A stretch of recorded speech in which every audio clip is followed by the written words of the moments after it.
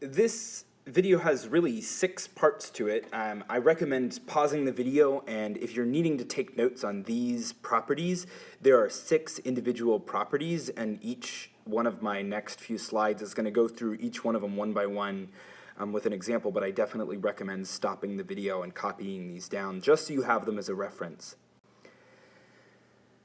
So if I have log of a times b equals log of a plus log of b. Now this can be for any value, so like for example log of 21, well I know that log of 21 is really the log of a couple of different things.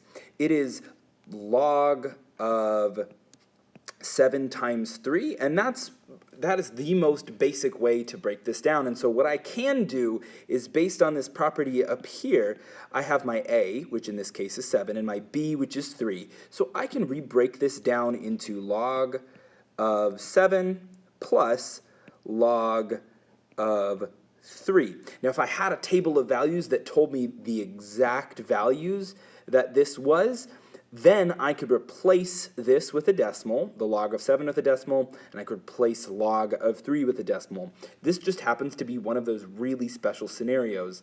And when we add those two numbers together, we'll get the same thing as log of 21. Now log of 210 is very similar to log of 21 in that it's just 10 times greater. So what we could do is we could rewrite this as log of 7 times 3 times 10, and then we could do log again. So this is log of 7, and we're going to apply the rule above 3 times, plus log of 3 plus log of 10. So each time we multiply by something, we can add it as its own logarithm.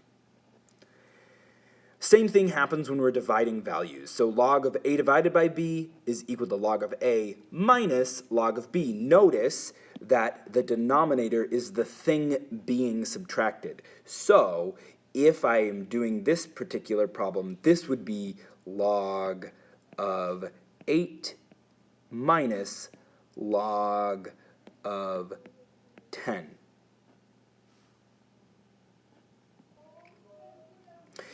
This is a really special property that comes up quite a bit, and notice that we've got stuff that we can do by hand. Notice that there's a log of 10 there, and this is a problem that we're actually going to finish to completion. But I have log of 10 squared. I could rewrite this, and I'm going to in fact rewrite this. The exponent number comes down here in front. So I'm going to rewrite this as 2 times log of 10. Well, log of 10 is 1, so this is really 2 times 1, or just 2.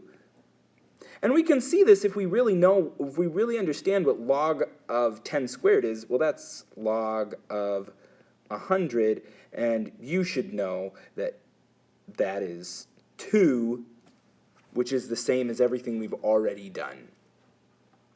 Now this log of 4, this is a little bit tricky, but you should start to notice things with things like 4 and 9 and 25, that 4 is really 2 squared. So this is really can be written as 2 squared, and if you on a test are not given what log of 4 is, but you are given what log of 2 is, you should be able to convert log of 4 is equal to log of 2 squared, or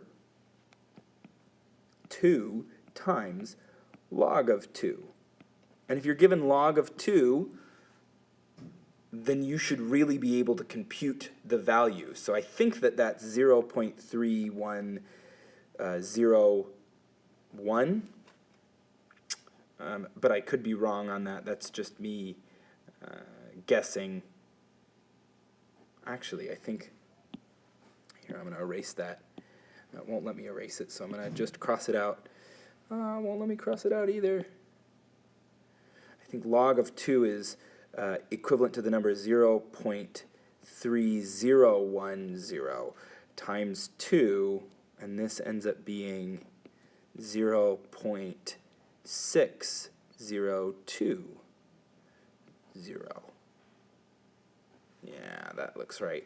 That looks more correct. But you would be given this value on a test, and I would expect you to just multiply the two numbers together to get the 0.6020. A couple other properties, log base b of b to the k, and log base b of 1. Now these are really kind of things that you just have to remember. What we really are going to go back to what does it mean to be a logarithm, or how can we rewrite these in exponential form? So if you watch the video about what is a logarithm, you will notice that I can rewrite these as what power of the base is that. So I would rewrite this particular problem, what power of b is b to the k?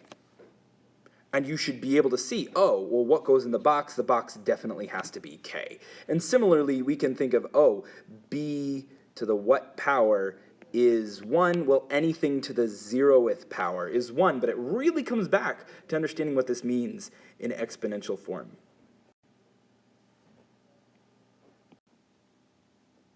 So this is one of the most useful logarithmic laws that you will use. A lot of scientists use this, and we will use it mostly in pre-calculus, but it is one of the most complicated to explain. So I'm going to essentially show you how to use it. Unfortunately, we just don't have enough time to go over the purpose of its use, or how it is effectively used. So if you notice, we have base to the power of log with the same base of x. And if I have a base and a log to the power of log of the same base, it's essentially the stuff that's inside. So if I have 10 to the power of log base 10 of 4, my answer is 4. And if I have 2 to the power of log base 2 of 8, the answer is 8. We can get into some more complex examples, such as 3 to the log base 3 of 2x. Well, it's a base with a log to the same base is 2x. Or we could do things like 9 to the log base 3 of 2x. Well, what is 9? 9 is 3 squared times log base 3 to the 2x, which would end up being 2 times the stuff inside, 2x, which is 4x. But this is definitely more of an excessive example, something that won't happen frequently. The main thing that you need to take away from this slide is that if I have a base and I have it raised to the power of log with the same base, my answer is the stuff inside. So 3 log base 3 of 2x is 2x.